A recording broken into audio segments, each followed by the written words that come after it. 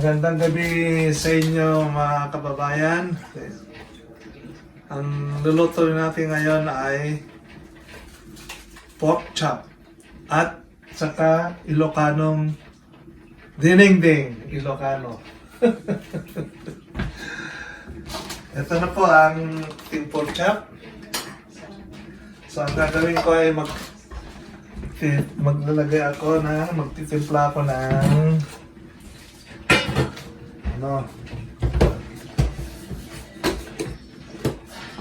ito po yung harina.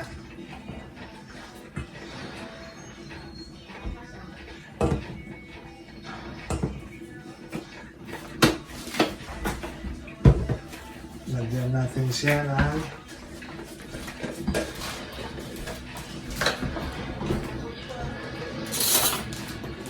sa akin asin. Ayan.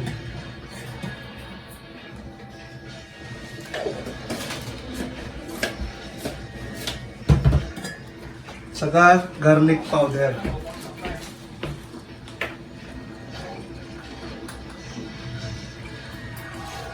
Ayan.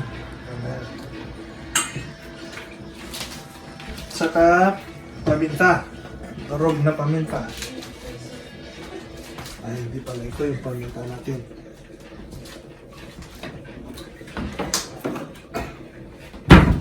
Itong durog na paminta.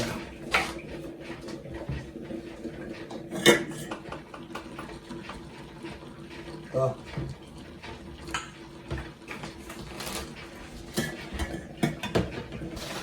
At saka natin paghalo-haloin. Tara mga kababayan. Ito ang pang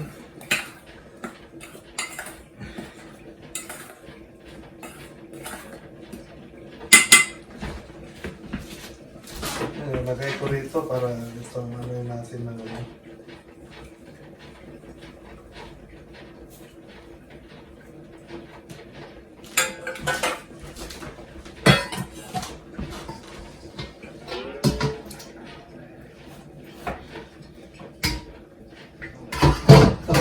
Lagyan ko rin ng konting asin kasi pag walang lasa itong karne.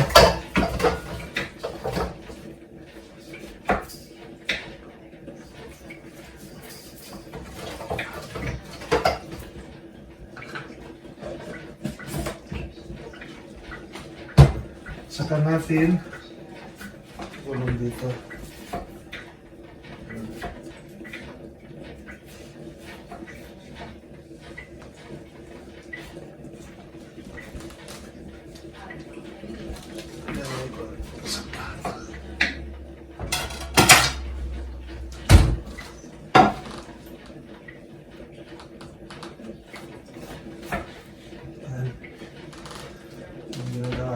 Ready ko na lahat.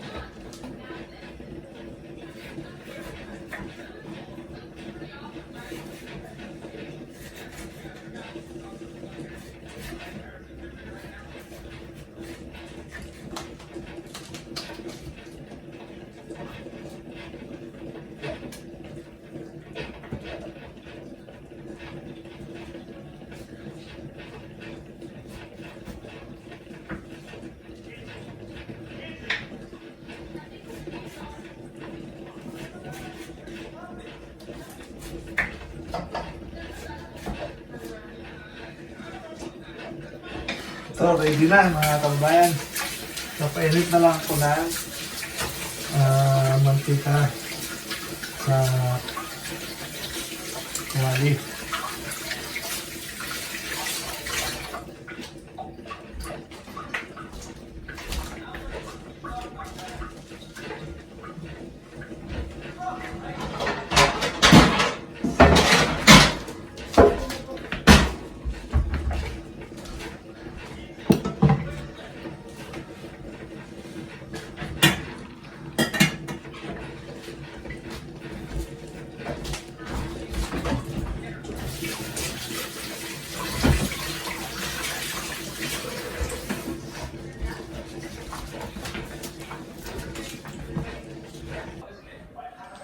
Ginawa ko, nagpainit na ako dito sa pan ng lagyan na natin ng mantika.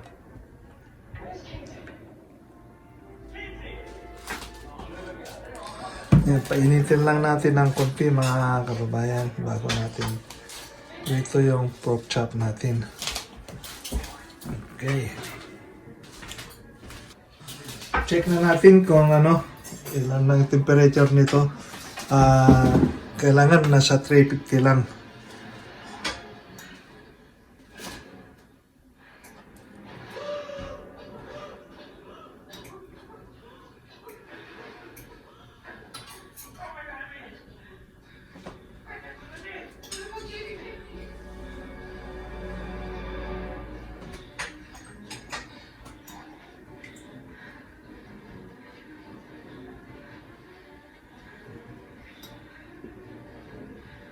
Pinitin pa natin ng konti. Kailangan nasa 350 lang.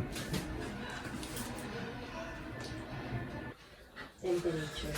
Ayan na mga kaibigan, i-check natin kung ilan lang temperature. Ayan, 350. Ayan. Kaya pwede na.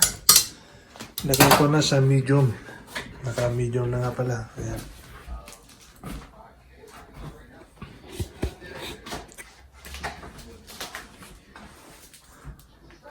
Hindi na natin nilagay ito sa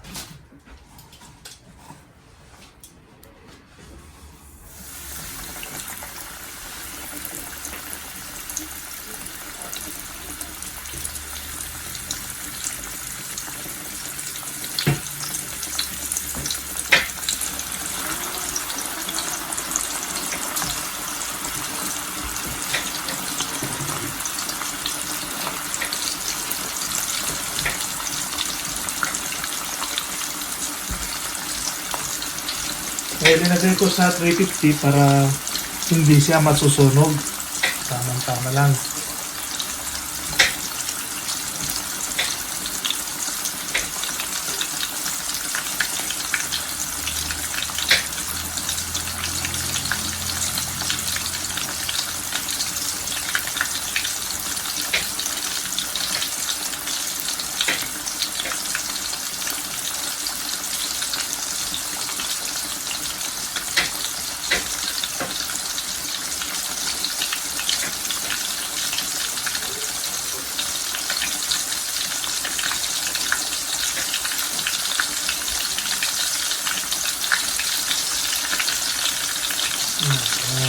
Saka natin babalikan.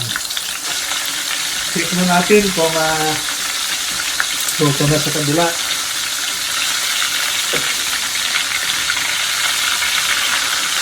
Oh, hindi pa. Kailangan mamula-mula.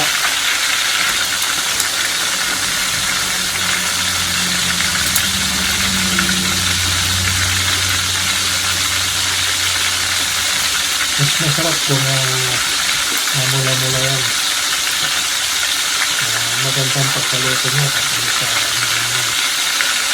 45. Check natin kung pwede na kabila. Oh, pwede na. Ayan.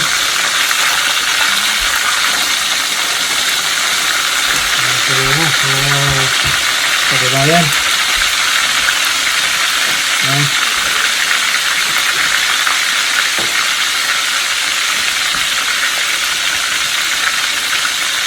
natin ulit. Ito yung sa gantiin mo na lang naman. Tingnan natin mga kababayan. Luto na ito. Ayan. Luto na.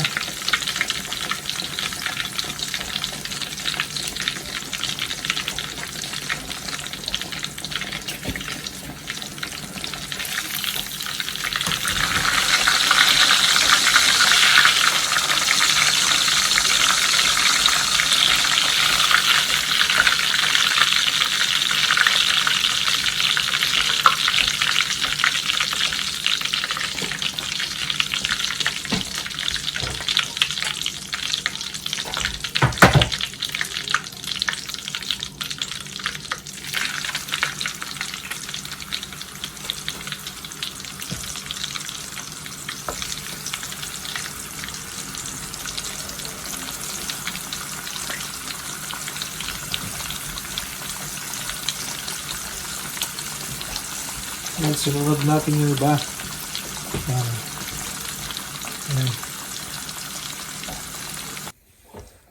Ayan, kabayan, mga kaibigan, luto ng pork chop natin.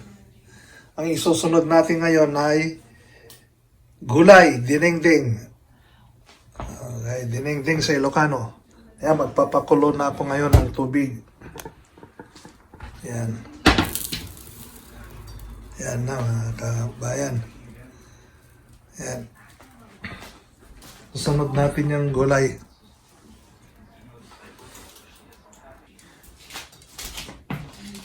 Yan, lagyan na natin ng luya.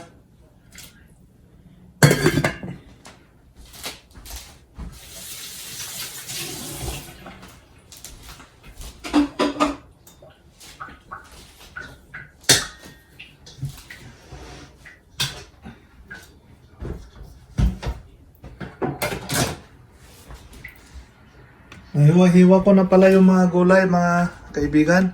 Ito, pinagsama-sama ko na yung ampalaya, sitaw, ano pa itong isa, mushroom, at saka kabatiti, at saka saluyot, jute leaves. Ayan mga kaibigan, pag kumulo na, pwede ko nang lagyan din ng bagoong para masarap. Siyempre, lagyan natin ng bagoong anchovy sauce. Ito.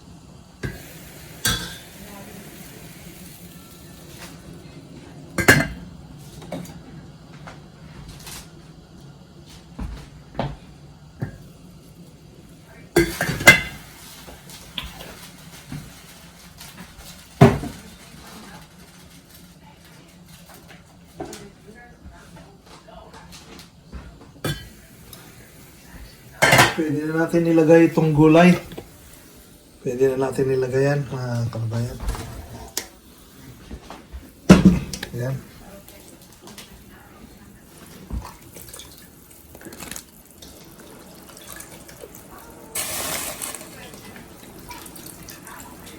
Pinagsama-sama ko na para ang kulo lang.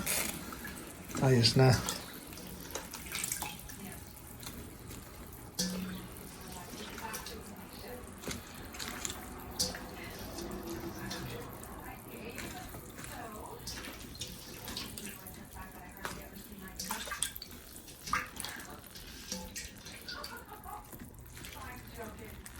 Ayan, takpan muna natin.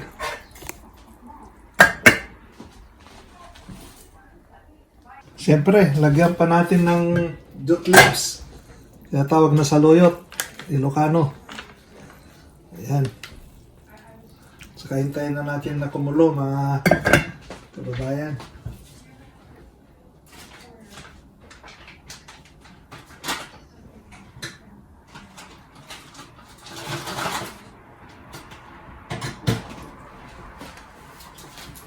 Balikan natin mamaya pag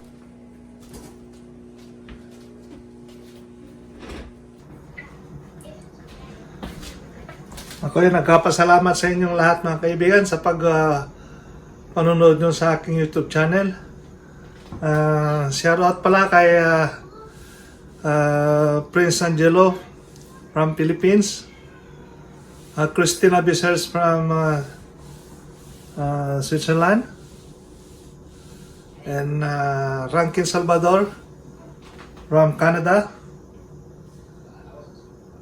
And lahat po nang hindi ko nabanggit ay maraming salamat po sa inyong lahat sa pagsusubaybay. Sana huwag niyong kalimutan na mag-subscribe sa aking YouTube channel, share and like, and then please don't forget to press the bell button.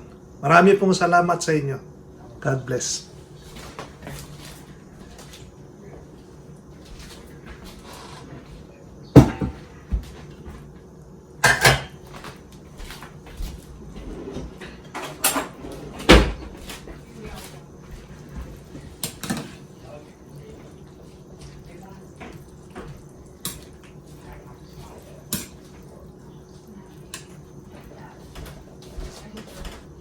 Ito ang saan natin ilalagay? Diyan o dito? Dito.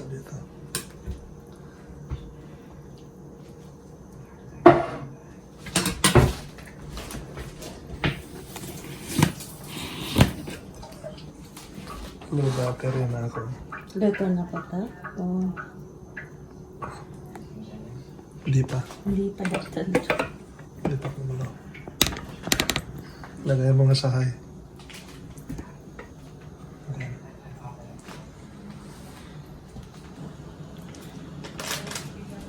Ito na, mga kabayan. Lagyan natin din ng isang ginisa mix para masarap. Yan. Nandiyan lang. Huwag masyadong marami.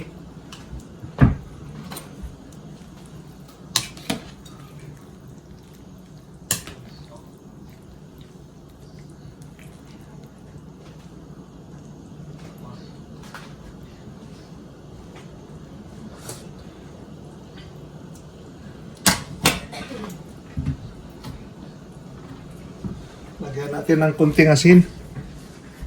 Kasi mukhang walang lasa pa. Yan, mga kababayan. Ito na.